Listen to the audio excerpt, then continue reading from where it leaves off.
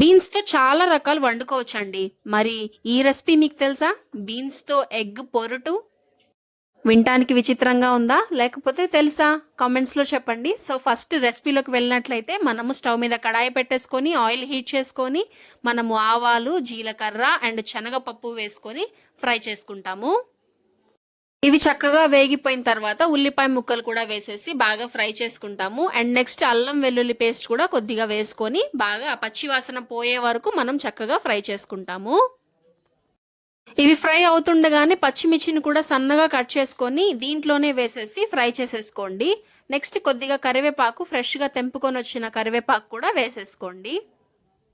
Next మనం సన్నగా cut చేసి పెట్టుకున్న బీన్స్ ఉన్నాయి కదా, ఆ బీన్స్ కూడా వేసేసి బాగా కుక్ చేసుకోవాలి. ఒక 2-3 సార్లు కలిపేసేసి ఫ్రై చేసేసుకోండి. కొద్దిగా సాల్ట్ వేసుకోండి టేస్ట్ కోసం. తమిళ్ వాళ్ళు బీన్స్ ఎగ్ పొరియాలని బాగా ఇష్టంగా తింటారంట, చాలా మందికి తెలియదు. మీరు కూడా చేశారా ఎప్పుడైనా? ఇదే ఫస్ట్ టైం వింటున్నారా? నాకు మాత్రం కామెంట్స్లో చెప్పండి. మేమైతే చాలాసార్లు ట్రై చేసాము. రోటీలోకి చాలా బాగుంటుంది, రైస్లో కూడా తినొచ్చు, కానీ రోటీలోకి చాలా బాగుంటుంది. బీన్స్ అయితే కుక్ అయిపోయాయి. నెక్స్ట్ బీన్స్ చక్కగా కుక్ అయిపోయిన తర్వాత గుడ్లని ఒకదాని తర్వాత ఒకటి కొట్టేసి ఇలా వేసేసుకోండి. ఇది ఎగ్ పొరుటు కదా, బీన్స్తో చాలా బాగుంటుంది. అండ్ నెక్స్ట్ దీంట్లోనే కొద్దిగా కారం వేసుకోండి. సాల్ట్ ఒకవేళ సరిపోకపోతే చూసుకొని మళ్ళీ వేసేసుకోండి.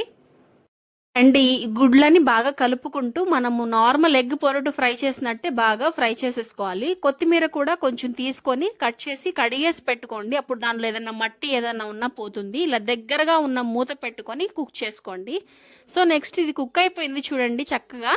లాస్ట్లో కొంచెం కొత్తిమీర వేసేసి ఒక్కసారి కలుపుకొని మనం ఇంకా సర్వ్ చేసుకోవచ్చు హాట్గా.